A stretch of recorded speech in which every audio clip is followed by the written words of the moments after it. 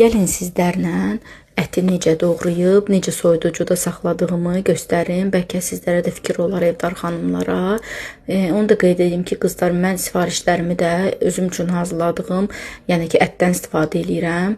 Çox da razı qalıram. Çünki mənim üçün müştərinin əsas fikridir ki, yaxşı ətdən, təmiz məhsuldan olsun.